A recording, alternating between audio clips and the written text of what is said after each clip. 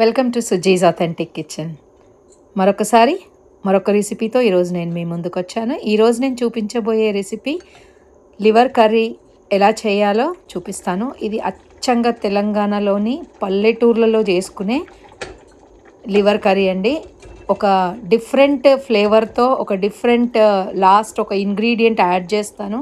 ఇది ఓన్లీ తెలంగాణలోనే యాడ్ చేస్తారు ఇట్లాంటి ఇంగ్రీడియంట్ని. అది మీకు అందరికీ కూడా తెలుస్తుంది లాస్ట్లో.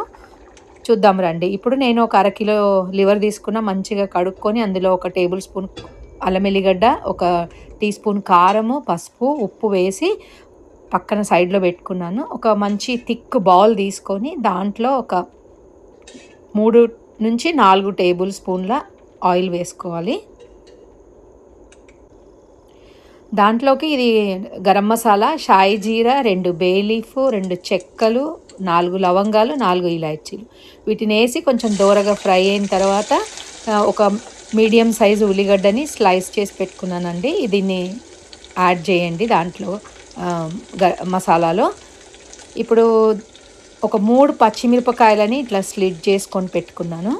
అలాగే 2 రెబ్బల కరివేపాకు, వీటన్నిటిని కూడా ఉల్లిగడ్డలలో యాడ్ చేయండి.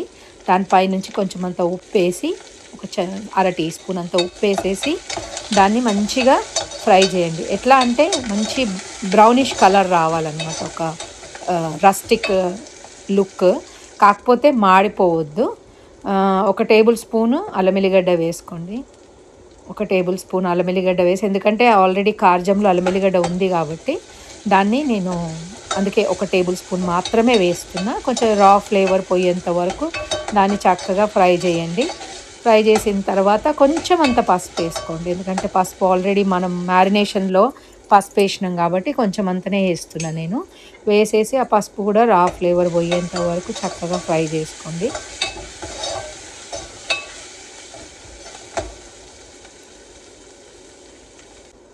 ఇగో ఈ రకంగా మంచిగా ఇట్లా బ్రౌన్ అయిపోవాలి ఉల్లిగడ్డలు. కొంచెం లైట్గా కొద్దిగా అడుగంటినట్టుగా, కానీ మాడినట్టు కాదు, మంచిగా ఇట్లా అడుగంటినట్టుగా దాన్ని స్క్రేప్ చేస్తే ఆ మసాలా చాలా టేస్టీగా ఉంటుంది. ఇప్పుడు ఒక టేబుల్ స్పూన్ కారం వేసుకున్నా, ఎందుకంటే ఆల్రెడీ అందులో కూడా కొంచెం అంత కారం ఉంది కాబట్టి. యాక్చువల్లీ అయితే కార్జము కూర కొంచెం స్పైసీగా ఉంటేనే బాగుంటుంది. ఇది కుదరడానికి చాలా కష్టం కార్జం కూర. నేను ఎప్పుడు చేసినా అట్లానే అనుకునేదాన్ని, కానీ అమ్మ చెప్పిన తర్వాత అర్థమైంది. ఇప్పుడు 2 టీ స్పూన్ల ధనియాల పౌడరు, అలాగే ఒక 2 టీ స్పూన్ల జీలకర్ర పౌడర్ కూడా వేసుకోవాలి. అయితే వీటిని కూడా మంచిగా కొంచెము మసాలా కొంచెం రా ఫ్లేవర్ పోయేంత వరకు దాన్ని ఒక అర నిమిషం పాటు కొంచెం మంచిగా మిక్స్ చేసుకోవాలి. ఇప్పుడు మూత పెట్టేసి ఒక్క 30 సెకండ్లు దాన్ని ఫ్రై చేయండి, అది ఉడకనివ్వండి. ఆ తర్వాత ఇప్పుడు మనము నానబెట్టుకున్న లివర్ ఏదైతే ఉందో ఆ లివర్ని వేసేసి దాన్ని మంచిగా మిక్స్ చేసి 1 నిమిషం పాటు సన్న మంట మీద మూత పెట్టేసి దాన్ని ఉడకనివ్వండి. అప్పుడు ఈ మనం కింద మంచిగా ఎర్రగా అయిన బ్రౌన్ కలర్ అయిన ఉల్లిగడ్డలు ఏవైతే ఉన్నాయి కదా, ఆ ఉల్లిగడ్డలు దాన్ని మంచిగా పీల్చుకుంటాయి అన్నమాట.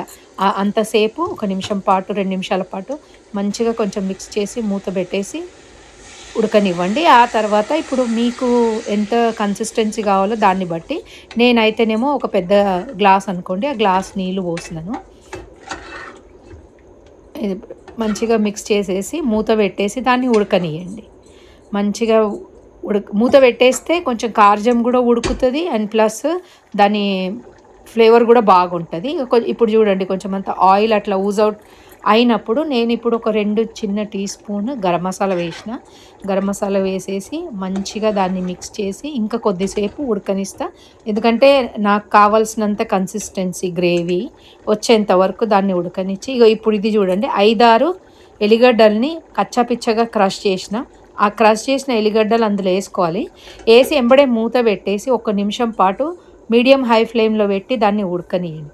ఆ 1 నిమిషం నేను ఎందుకు పెట్టినా అంటే దాని ఎల్లిగడ్డలది ఏదైతే ఫ్లేవర్ ఉంటుంది కదా, అది మొత్తం దాంట్లో మంచిగా ఇంక్ అయిపోతుంది.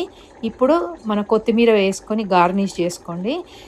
గార్నిష్ చేసుకొని చక్కగా మిక్స్ చేసి మరి ఇంకొకసారి 1 నిమిషం పాటు దాన్ని బాగా ఉడకనియండి.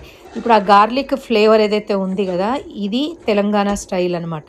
ఈ కూరకి డిఫరెంట్ అనమాట. ఇప్పుడు మనం ఉప్పు గూడా అడ్జస్ట్ జేసుకోండి. సాల్ట్ గూడా తక్కువ, ఎక్కువ దాన్ని బట్టి కన్సిస్టెన్సీని గూడా మీరు అడ్జస్ట్ చేసుకొని మూత పెట్టేసి ఆర్పేసేయండి. ఇప్పుడు వేడి వేడి కర్రీని సర్వ్ చేయండి. ఈరోజు నేను రొటీన్‌గా అన్నంతో గాకుండగా వేడి వేడి గారెలేసిన మంచిగా ఆ గారెలతోని కార్జం కూర చాలా టేస్టీగా ఉంటది. తెలంగాణలో తెలంగాణ వాళ్ళకి చాలామందికి తెలుసు ఎంత బావుంటదో గారెలు, కార్జం కూర. ఎందుకంటే అన్నంతో ప్లస్ గారెలతో ఈ కర్రీ సూపర్ టేస్టీగా ఉంటదండి. ఇది డిఫరెంట్ అయిన టేస్ట్. మీరు ట్రై చేయండి. నచ్చితే లైక్ చేయండి. నా ఛానల్‌ని సబ్స్క్రైబ్ చేయండి.